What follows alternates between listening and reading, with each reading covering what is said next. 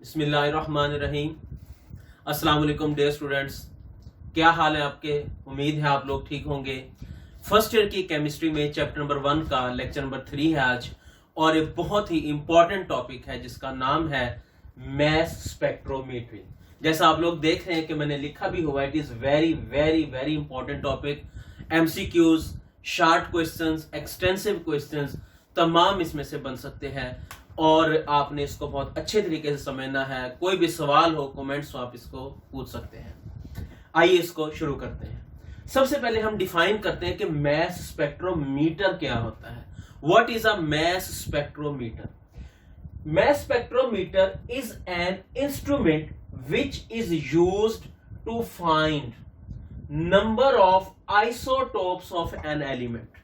पहली चीज जो मैस स्पेक्ट्रोमीटर फाइंड करता है, किसी भी एलिमेंट के आइसोटोप्स की तादाद, कि किसी एलिमेंट में कितने आइसोटोप हैं। Second one, exact mass of each isotope, हर आइसोटोप का exact mass. And third one is natural abundance, it means percentage of each isotope, हर एक आइसोटोप की नेचुरल अबंडेंस या उसकी परसेंटेज के बारे में भी मालूम करता है। तो मैस स्पेक्ट्रोमीटर एक ऐसा इंस्ट्रूमेंट है जो हमें तीन बेसिक इंफॉर्मेशन प्रोवाइड करता है। पहली है what are the number of isotopes of an element. Second one, what is the exact mass of each and every isotope of that element. And third one is natural abundance या percentage of the each isotope of that element. तो इन तमाम चीजों को मालूम करने के लिए जो इंस्ट्रूमेंट इस्तेमाल किया जाता है, that is called mass spectrometer, and इस टेक्निक का नाम है मैस स्पेक्ट्रोमेट्री। तो हम कह सकते हैं mass spectrometry is a technique to find above all, इन ऊपर वाली चीजों को मालूम करने के लिए जो टेक्निक इस्तेमाल की जाती है, that is called mass spectrometry. अगर हम मैस स्पेक्ट्रोमीटर की हिस्ट्री पे जरा नजर डालें तो हमें नजर आता है कि सबसे पहले एक साइंटिस्ट ऑस्टन था जिसने मैस स्पेक्ट्रोमीटर को यूज किया था एटॉमिक मैसेज की बुनियाद पर आइसोटोप को फाइंड आउट करने के लिए। उसने देखा कि एक एलिमेंट में जितने डिफरेंट एटॉमिक मैस है, इसका मतलब उसमें उतने ही डिफरेंट आइसोटोप होंगे। हाउएवर, इसमें एक इशू ये था कि इस इंस्ट्रूमेंट में सिर्फ और सिर्फ गैशियस एलिमेंट्स को ही इस्तेमाल किया जा सकता था। वो एलिमेंट्स जो सॉलिड स्टेट में है या लिक्विड स्टेट में है, they could not be processed by this instrument. तो आप समझते हैं कि ये एक बहुत बड़ा फॉल्ट था, क्योंकि जितने भी एलिमेंट्स हमारे पास पाए जाते हैं, only very few of them are in the form of gas, all others are solids and some are liquids. एक और साइंसदान आया जिसका नाम था डेम्स्टर। डेम्स्टर ने एक और इंस्ट्रूमेंट बनाया, वो भी मैस स्पेक्ट्रोमीटर ही था। उसका बेसिक मकसद भी यही था, बेसिक फंक्शन भी वही था जो ऑस्टन ने बनाया था। ताहम उसमें बेसिक इंप्रूवमेंट, एक बहुत बड़ी इंप्रूवमेंट ये थी कि वो सॉलिड स्टेट एलिमेंट्स को या लिक्विड स्टेट एलिमेंट्स को भी एनालाइज कर सकता था। Dempster's mass spectrometer designed for elements in solid state और लिक्विड स्टेट, वो उन एलिमेंट्स को भी एनालाइज कर सकता था जो सॉलिड स्टेट में होते हैं या लिक्विड स्टेट में होते हैं। तो ये इसकी कुछ बेसिक हिस्ट्री थी। अब हम आते हैं कि ये वर्क कैसे करते हैं, इसकी वर्किंग क्या है, काम कैसे करता है। अगर आप किसी भी मैस स्पेक्ट्रोमीटर को देखें, उसमें हमें ये 5 कंपोनेंट्स जरूर नजर आएंगे। पहला है vaporisation chamber, number 2 is the ionisation chamber, number 3 analyser, number 4 electrometer. Electrometer को ही आयन कलेक्टर भी कहा जाता है, इलेक्ट्रोमीटर को ही डिटेक्टर भी कहा जाता है। एंड नंबर 5 इज एम्पलीफायर, इसी को रिकॉर्डर भी कहते हैं। रिकॉर्डर एक अलग हिस्सा है वैसे, लेकिन वो एम्पलीफायर के साथ ही कनेक्टेड होता है। ये जो मैस स्पेक्ट्रोमीटर है, उसके बेसिक तमाम कंपोनेंट्स को हम देखते हैं बारी बारी कि वो कैसे काम करते हैं।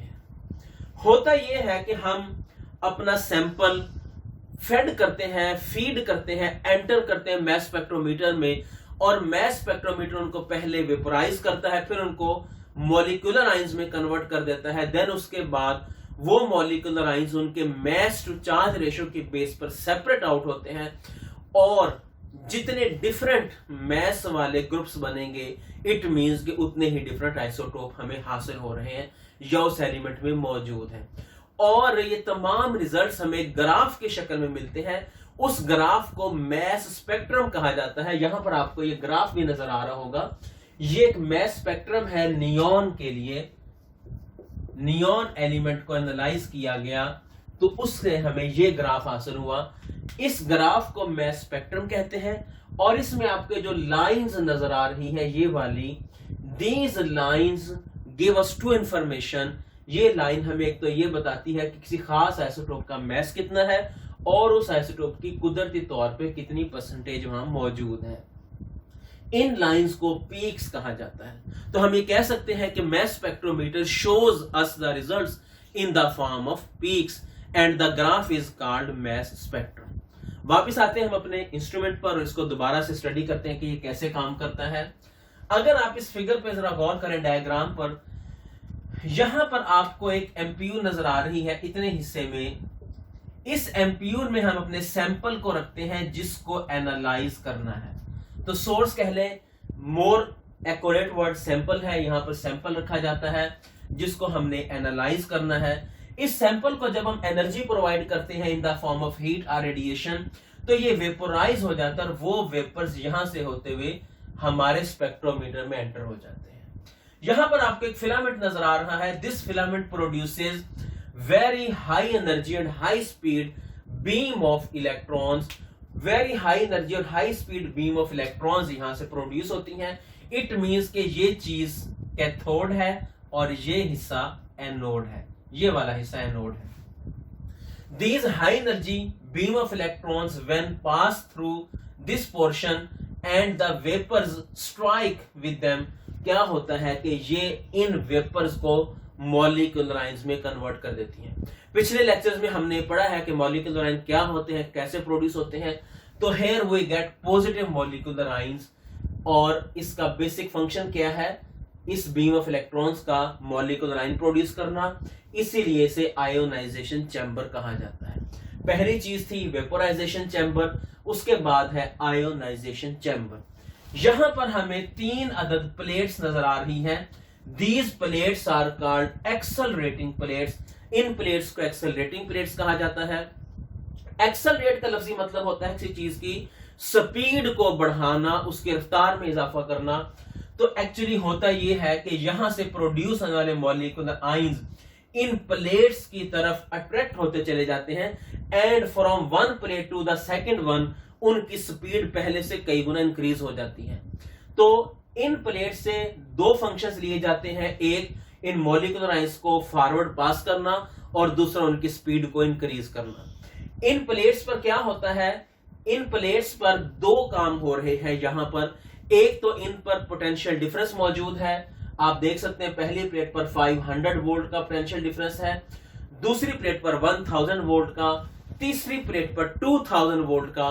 तो हायर पोटेंशियल डिफरेंस की वजह से the molecular ions are pulled towards the next one plate. High potential difference की वजह से मॉलिक्यूलर आयन अगली से अगली प्लेट की तरफ अट्रैक्ट होते चले जाते हैं। और दूसरा, यहां पर आपको जाली नुमा कोई चीज नजर आ रही है और यहां पर आपको होल नजर आ रहे हैं। These holes are called slits और इसको हम कहते हैं ग्रिड, जाली। होता यह है कि सिर्फ पॉजिटिव मॉलिक्यूलर आयन ही आगे पास करेंगे, नेगेटिव मॉलिक्यूलर आयन पीछे रह जाएंगे और उसके बाद यहां उनकी सिर्फ एक सिंगल स्ट्रीम, एक सिंगल धार की शक्ल में ही आगे मूव करेंगे। इन जैसे पहले फैले हुए आ रहे थे ऐसे फैले हुए नहीं जाएंगे। इसका फायदा यह होता है कि इधर उधर बिखरते नहीं है। तो हर अगली प्लेट में पोटेंशियल डिफरेंस इंक्रीज हो रहा है जिसकी वजह से मॉलिक्यूलर आयंस की स्पीड इंक्रीज हो रही है and this portion, these 3 plates are called accelerating plates. इसके बाद बारी आती है एनालाइजर की। What is meant by analyser? यह जो मैग्नेटिक फील्ड है इसे एनालाइजर भी कहते हैं। It is also called analyser. इसका काम एनालाइज करना है। ये जो गोल्स आपको सर्कल नजर आ रहा है, actually this is the magnetic field. यहां पर मैग्नेटिक फील्ड है और जैसे ही ये मॉलिक्यूलर आयंस इस मैग्नेटिक फील्ड में पहुंचते हैं, they start moving in the form of circle. वो एक सर्कल में रिवॉल्व करना शुरू कर देते हैं and during this revolving they form different type of groups depending upon their atomic message. अपने आइसोटोपिक मैस की बेस पर ये मुख्तलिफ ग्रुप्स में डिवाइड हो जाते हैं, जिसकी वजह से हमें डिफरेंट ग्रुप्स नजर आएंगे। जितने ज्यादा आइसोटोप होंगे उतने ही ज्यादा ग्रुप्स यहां पर इवॉल्व करते हुए नजर आएंगे। These two plates are magnetic field and they are called analyser. क्योंकि एनालाइज करते हैं, आपने देखा क्या एनालाइज किया, इन्होंने एक स्ट्रीम से बहुत सारे ग्रुप्स बना दिए। जितने ग्रुप बनेंगे हमें पता चल जाएगा यहां उतने ही आइसोटोप मौजूद हैं। However, ये आइसोटोप हाई स्पीड से मूव करते हुए यहां पर आकर गिरते हैं। ये एक मेटल की प्लेट है जिस पर ये तमाम मॉलिक्यूलर आयंस आकर स्ट्राइक करते हैं। इस मेटल प्लेट को हम कहते हैं इलेक्ट्रोमीटर, क्योंकि जैसे ही कोई आयन इस इलेक्ट्रिक प्लेट पर गिरता है वो एक मामूली सा करंट पैदा करता है, इसलिए इसे इलेक्ट्रोमीटर कहते हैं। इसी प्लेट को आयन कलेक्टर भी कहते हैं क्योंकि तमाम आयंस को ये कलेक्ट कर रही है, और इसी को डिटेक्टर कहते हैं क्योंकि ये आयंस को डिटेक्ट भी कर रही है। तो this plate has three names, electrometer, ion collector and detector. काम क्या है, आयंस को कलेक्ट करना, आयन जिससे आकर टकराते हैं, and each ion produces an electric current. इसके साथ क्या होता है, इस इलेक्ट्रिक प्लेट के साथ एम्पलीफायर लगा होता है। एम्पलीफायर मींस किसी चीज की पावर को बढ़ा देना। तो एम्पलीफायर एक ऐसा इंस्ट्रूमेंट है जो यहां से पैदा होने वाली करंट की पावर बढ़ा देता है। उसकी नेचर को चेंज नहीं करेगा, उसकी पावर को बढ़ाएगा। इसका क्या मतलब है, नेचर को चेंज करने का क्या मतलब है? नेचर मींस कि जो फर्ज करें एटॉमिक मास 20 है, उससे पैदा होने वाला करंट किसी और टाइप का होगा। अगर एटॉमिक मास चेंज हो गया, सपोज करें 21 हो गया है, तो उस आयन से प्रोड्यूस होने वाला इलेक्ट्रिक करंट किसी और टाइप का होगा, और एटॉमिक मास 22 से पैदा होने वाला करंट किसी और टाइप का होगा। तो हर एक डिफरेंट आइसोटोप से डिफरेंट टाइप का करंट पैदा होगा। Amplifier will only increase the strength of current, will not change the nature of the current. तो इससे फायदा ये होगा कि डिफरेंट टाइप का करंट पैदा होने से सेंसर डिटेक्ट कर लेंगे कि कितने आइसोटोप इससे आकर स्ट्राइक कर रहे हैं, मतलब कितनी टाइप के आइसोटोप इससे स्ट्राइक कर रहे हैं। यहां पर जो रिकॉर्डर है, रिकॉर्डर मींस एक इलेक्ट्रॉनिक हैंड, उसके साथ एक मशीनी हाथ लगा हुआ है जिसके साथ इस तरह से एक पॉइंटर लगा हुआ है। जैसे ही कोई आयन यहां पर आकर स्ट्राइक करता है, एम्पलीफायर से उसकी पावर इंक्रीज होती है, तो उससे एक लाइन यूं प्रोड्यूस होना शुरू हो जाती है। किसी आयन की, किसी आइसोटोप जो है जिससे आयन पैदा हुआ है, उसकी अमाउंट जितनी ज्यादा होगी उससे प्रोड्यूस होने वाली लाइन भी इतनी ही बड़ी होगी। जब दूसरा आइसोटोप आकर यहां स्ट्राइक करेगा, यहां टकराएगा, उससे पैदा होने वाला करंट डिफरेंट होगा। सो क्या होगा, मशीनी हाथ की पोजीशन चेंज हो जाएगी, वो आगे चला जाएगा और नई लाइन ड्रॉ करना शुरू कर देगा, और ये लाइन इसकी हाइट आइसोटोप्स की अमाउंट की इक्वल होगी। जब थर्ड टाइप का आइसोटोप यहां पर आकर टकराएगा तो फिर करंट की नेचर चेंज हो जाएगी, और वो जो इलेक्ट्रॉनिक हैंड है उसकी पोजीशन अगेन चेंज हो जाएगी, और वो तीसरी जगह पर जाकर हमारे लिए एक नई लाइन ड्रॉ करना शुरू कर देगा। यूं हमें मैस स्पेक्ट्रम हासिल हो जाएगा।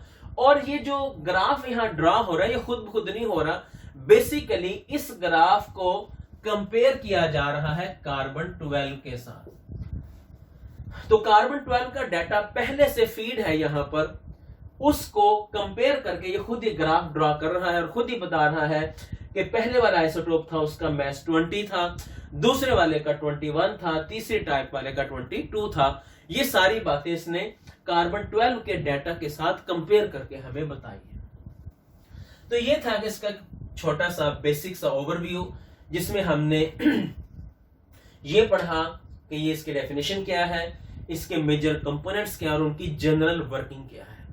अब हम इसको थोड़ा सा मजीद डिटेल में देखते हैं। यहां पर हम जो सैंपल लिए हुए हैं, हमें उस सैंपल की बहुत ही कम अमाउंट चाहिए होती है कितनी, जो वेपर यहां प्रोड्यूस हो रहे हैं, we need only 10 raised to power -6 to 10 raised to power -7 torr vapour pressure of these vapour. तो हमें उन वेपर्स की बहुत ही कम अमाउंट चाहिए।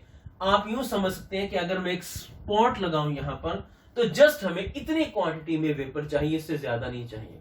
इससे साबित होता है कि it is very sensitive instrument, ये बहुत सेंसिटिव इंस्ट्रूमेंट है and can detect the isotopes from very little quantity of the sample. तो यहां पर जो वेपर्स एंटर हो रहे हैं उनका vapour pressure 10 raised to power -6 to 10 raised to power -7 Tor के रेंज में होता है। इस वैल्यू को हर सूरत हमने याद रखना है क्योंकि एमसीक्यूज में पूछी जा सकती है। एक्सेलरेटिंग प्लेट्स हैं, 500 से 2000 volt vapour pressure, potential difference वहां पर रखा जाता है। उसके बाद यहां पर जब हम आते हैं तो इन तमाम प्रोसेस को कंट्रोल किया जाता है। इस फार्मूले से समझा जा सकता है। ये फार्मूला क्या है, m/e is equal to h² r²/2e। What is m? m is the mass of molecular ion जो यहां पर प्रोड्यूस हुआ, e is the charge of molecular ion, उस molecular ion का चार्ज जो यहां पर प्रोड्यूस हुआ। तो आमतौर पर तमाम molecular ions पर सेम चार्ज होगा, बट उन सब का mass डिफरेंट होगा depending upon the types of isotope या number of isotopes. H is the strength of electric field, R is the radius of the circular path in which molecules are revolving here, E is the strength of electric field that is applied here। तो अगर हम electric field की strength change कर दें तो molecular ions का radius change हो जाएगा। अगर हम मैग्नेटिक फील्ड की स्ट्रेंथ चेंज कर दें, अगेन सेम चीज होगी। होता कैसे है, आप जरा गौर करें, H और R एक दूसरे के साथ मल्टीप्लाई हो रहे हैं, E और R एक दूसरे के साथ डिवाइड हो रहे हैं। एक सिंपल सा रूल अपने जहन में रखिएगा कि जब दो चीजें मल्टीप्लाई हो रही हों तो उनमें इनवर्स रिलेशन होता है। Multiply means inverse relation, and अगर दो चीजें डिवाइड हो रही हैं तो उनमें डायरेक्ट रिलेशन होगा। आपने देखा होगा बॉयल्स लॉ में volume is inversely proportional to pressure, और एंड में जाकर आ जाता है PV is equal to constant. Charles law में volume is directly proportional to temperature, end में जाकर आ जाता है V/T is equal to constant. तो वहां से हमें ये बात बिल्कुल क्लियर नजर आ गई कि जो चीजें मल्टीप्लाई हो रही हैं वो इनवर्स रिलेशन में है, और जो चीजें डिवाइड हो रही होती हैं वो डायरेक्ट रिलेशन में होती है। इट मींस अगर हम मैग्नेटिक फील्ड की स्ट्रेंथ इंक्रीज कर दें तो radius of the circular path decrease हो जाएगा, कम हो जाएगा, छोटा हो जाएगा। लेकिन अगर हम इलेक्ट्रिक फील्ड की स्ट्रेंथ इंक्रीज कर दें तो radius of the ions increase हो जाएगा। अब हम मैस के साथ देखते हैं कि मैस के साथ क्या रिलेशन है। मैस इसके साथ यहां पर डायरेक्ट रिलेशन में है। इक्वेशन के दोनों साइड्स पर मौजूद चीजें एक दूसरे के साथ डायरेक्ट रिलेशन में होती हैं। ऊपर वाली चीजें ऊपर वालों के साथ डायरेक्ट रिलेशन में, नीचे वाली के साथ डायरेक्ट रिलेशन में। तो मैस और रेडियस दोनों ऊपर है, it means both are in the direct relationship. अगर किसी आइसोटोप का मैस ज्यादा है उसका सर्कल का रेडियस भी ज्यादा होगा, और अगर किसी आइसोटोप का मैस कम है तो उसके सर्कल का रेडियस भी कम होगा। इट मींस यहां पर जो सर्कल्स बनेंगे उससे हमें पता चल जाएगा कि वो सर्कल जो छोटे रेडियस के हैं वो स्मॉल मैस के हैं, और जिन सर्कल्स का रेडियस बड़ा है उनका मैस भी ज्यादा है। उम्मीद आपने इस बात को अच्छी तरह से नोट किया होगा। तो इस फार्मूले में हम चार्ज की अमाउंट भी ऐड कर सकते हैं, क्योंकि जो आयंस हमने यहां लेने उन सब पर चार्ज हमने इक्वल लेना है। मैग्नेटिक फील्ड की स्ट्रेंथ हम खुद एडजस्ट करते हैं, so we know its value. इसकी आर की वैल्यू हम यहां से फाइंड आउट कर सकते हैं एक्सपेरिमेंटली। ई की वैल्यू हम खुद एडजस्ट करते हैं, वो भी हमें पता है। तो when we put all of these values here in this formula we get the exact mass of the isotope. तो जो मॉडर्न इंस्ट्रूमेंट्स होते हैं वहां पर हमें किसी भी चीज को मैनुअली खुद अपने हाथ से कैलकुलेट करने की जरूरत नहीं है। हमने क्या करना है, जस्ट उसको वैल्यूज पुट अप कर देनी है। इतना प्रेशर हमने एडजस्ट कर दिया, इतना पोटेंशियल डिफरेंस एडजस्ट कर दिया, इतना मैग्नेटिक फील्ड की स्ट्रेंथ एडजस्ट कर दी, तो वो सब कुछ खुद कैलकुलेट करके हमें final result in the graph, shape of graph present कर देता है। तो ये हमारे लिए बड़ी सहूलत हो गई है, हमें कुछ भी खुद नहीं करना पड़ता। We just have to open and run this instrument, put the sample in it and we shall get the result in the form of graph very easily। तो ये था mass spectrometer, आसान था, कोई इसमें मुश्किल चीज नहीं है। उम्मीद है आपने इसको समझा भी होगा। यहां पर आखिरी चीज है एक some other techniques for separation। यहां पर भी हमने आइसोटोप को सेपरेट किया है, इसके अलावा कुछ और टेक्निक्स भी सेपरेशन के लिए यूज होती हैं। कौन कौन सी है?